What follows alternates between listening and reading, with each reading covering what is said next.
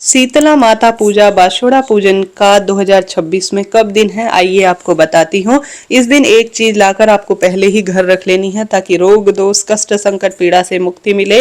और साथ के साथ एक चीज गाड़ कर आपको घर के लिए जरूर आना है जब आप मंदिर पूजने जाएं। यह दिन माँ भगवती के बहुत सुंदर स्वरूप शीतला माता को समर्पित है। हमारे क्षेत्र में तो ऐसा कहा जाता है इस दिन बार का महत्व है और ठंडे बार को चुनना चाहिए। कभी भी मंगलवार को आपको शीतला माता का पूजन नहीं करना चाहिए और साथ के साथ कभी भी उग्रवार जिसे शनिवार कहा जाता है, मंगलवार, इन तिथि का नहीं चुनाव करना चाहिए। हमेशा ठंडा बार देखना चाहिए शीतला माता पूजन के लिए। हमारे क्षेत्र में तो सोमवार शुक्रवार ठंडे बारों को चुना जाता है माता के पूजन के लिए। आपके क्षेत्र में क्या किया जाता है कमेंट्स में जरूर बताइएगा।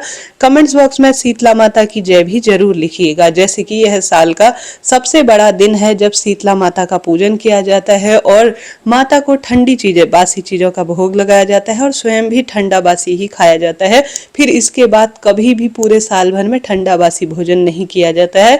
यह जो शीतला माता है वह समस्त रोग, क्षय रोग, शरीर में पनपने वाली माता या कोई अन्य रोग का पूर्ण रूप से नाश करने वाली होती है। इनका एक महामंत्र है, शीतले त्वं जगत माता, शीतले त्वं जगत पिता, शीतले त्वं जगत जननी, शीतलाय नमो नमः। आप सभी जानते होंगे शीतला माता माँ भगवती की एक स्वरूप है जो कि हमेशा ही सब कुछ प्रदान करती हैं। खासतौर पर बच्चे और बड़ों की हमेशा रक्षा करती हैं और सदा सर्वदा खुशियां देती हैं।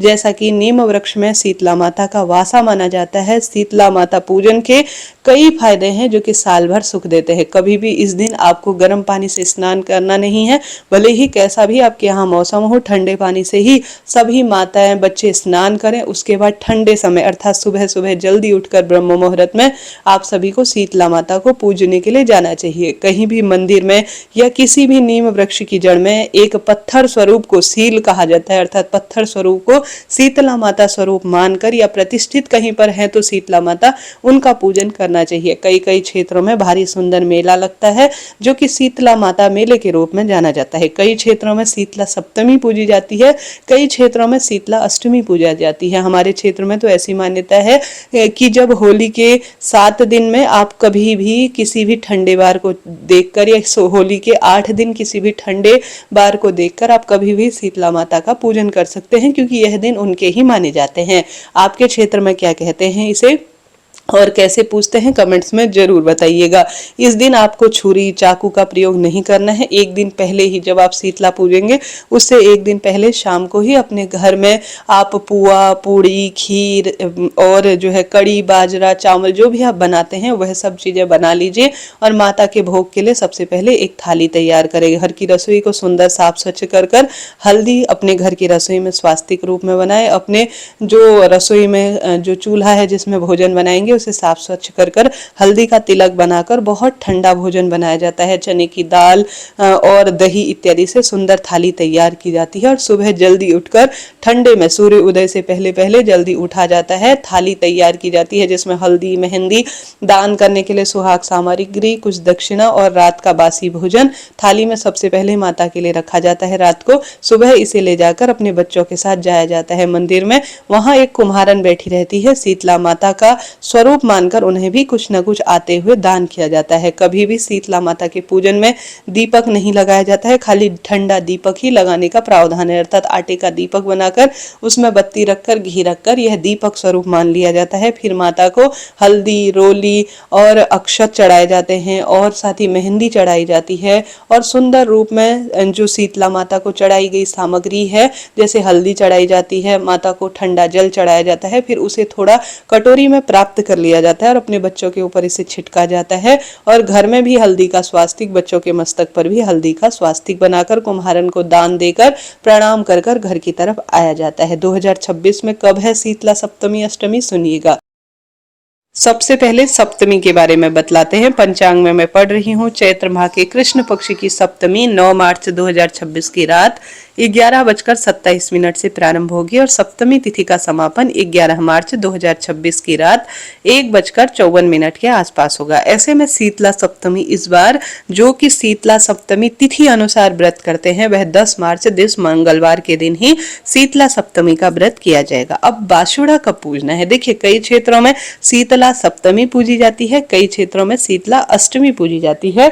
तो आप सभी मेरे ज्ञान के आधार पर आप जाने और हमारी लोक मान्यता अनुसार जाने तो सोमवार के दिन शीतला सप्तमी ठंडे वार के अनुसार 9 मार्च को पूजी जाएगी। हालांकि जो शीतला सप्तमी का व्रत है, जैसे कि कई लोग जो सप्तमी अनुसार व्रत करते हैं, तो वह जो है 10 मार्च मंगलवार को अपना व्रत करेंगे, परंतु जो पूजन होगा वह ठंडे वार अनुसार 9 तारीख को करना ठीक रहेगा। इससे ज्यादा इच्छा आपकी है। इसके साथ ही 10 तारीख को तो जो है ठंडा बासी भोजन बनाया जाएगा और अष्टमी होगी 11 मार्च 2026 की। ठीक है, 11 मार्च यानी बुधवार को अष्टमी है। और अष्टमी कब से शुरू होगी? अष्टमी इस बार शुरू होगी 11 मार्च 2026 बुधवार 1:54 से और अष्टमी तिथि का समापन 12 मार्च 2026 गुरुवार 4:19 के आसपास। ऐसे में शीतला अष्टमी बुधवार के दिन भी ठंडा वार माना जाता है। या तो सोमवार पूज लीजिएगा या अष्टमी बुधवार के दिन 11 मार्च 2026 को आप पूज लीजिएगा। अगर परंतु सप्तमी के दिन मंगलवार हो रहा है 10 मार्च, तो दिन बार के अनुसार पूजना ठीक नहीं है। तो आप सभी या तो सोमवार 9 तारीख को पूज लीजिएगा, 9 मार्च को ठंडा वार है, या आप सभी मंगलवार को आप भोजन बनाइएगा, रांधा पुआ जिसे कहा जाता है, बासी भोजन बनाया जाता है।